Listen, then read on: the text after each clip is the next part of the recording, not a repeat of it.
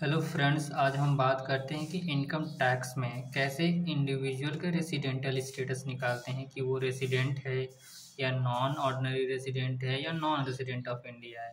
उसके लिए कुछ बेसिक कंडीशंस फुलफिल करना होता है एसएससी को। पहला ये है कि सेक्शन 6 सब सेक्शन 1 में पहली कंडीशन ये है कि वो इंडिया में more or 182 days relevant previous year में रहा हो। दूसरी है कि वो इंडिया में 60 days are more and 365 days या मोर वो पिछले 4 ईयर में रिलेवेंट प्रीवियस ईयर में वो इंडिया में रहा हो।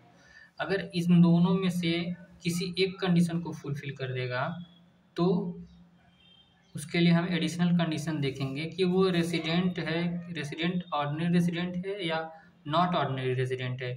अगर इन दोनों में से बेसिक कंडीशन को अगर फुलफिल नहीं करता एक भी तो वो नॉन रेसिडेंट कहलाएगा। और इसमें एक एक्सेप्शनल केस है जहाँ पे बेसिक कंडीशन अप्लाई नहीं होता है। इसमें रीज़न ये है कि जो इंडियन सिटीज़न है वो किसी एम्प्लॉयमेंट पर्पज़ से वो आउटसाइड इंडिया गए हैं, दूसरी कि वो क्रू मेंबर रहे हों इंडियन शिप के। इस केस में 182 डेज़ की कंडीशन अप्लाई नहीं होती है।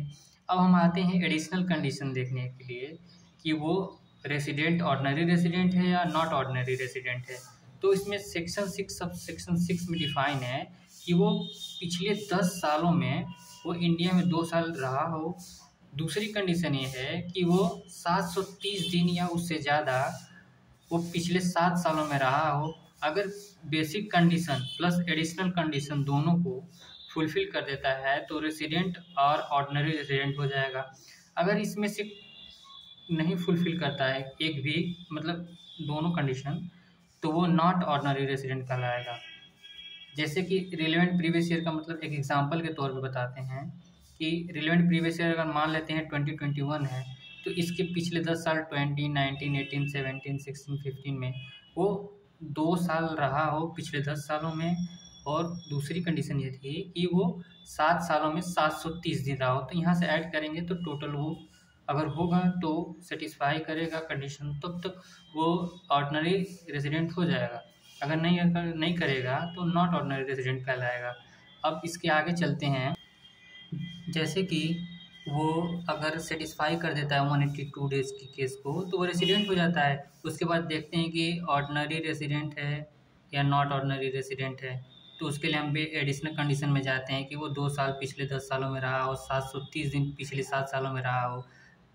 और अगर नहीं सेटिस्फाई करते इस कंडीशन को तो वो नॉन रेसिडेंट कहलाता है। लेकिन इसके लिए कुछ फाइनेंस एक्ट में अमेंडमेंट किया गया ताकि जो नॉन रेसिडेंट हैं उनको नॉट ऑर्डिनरी की कैटेगरी में लाया जाए। तो उसके लिए 3 कंडीशन थी, ये मस्ट इसको सेटिस्फाई करना था तीनों कंडीशन। पहला था कि 120 दिन या उससे ज़्यादा रहा हो रिलेवेंट प्रीवियस ईयर में, प्लस वो 365 दिन जो है पिछले 4 सालों में इंडिया में रहा हो, प्लस उसकी इंडियन इनकम जो है वो 15 लाख हो। अगर तीनों कंडीशन को सेटिस्फाई करेगा तो नॉट ऑर्डिनरी रेसिडेंट हो जाएगा। अगर नहीं करेगा तो नॉन रेसिडेंट कहलाएगा। Thank you.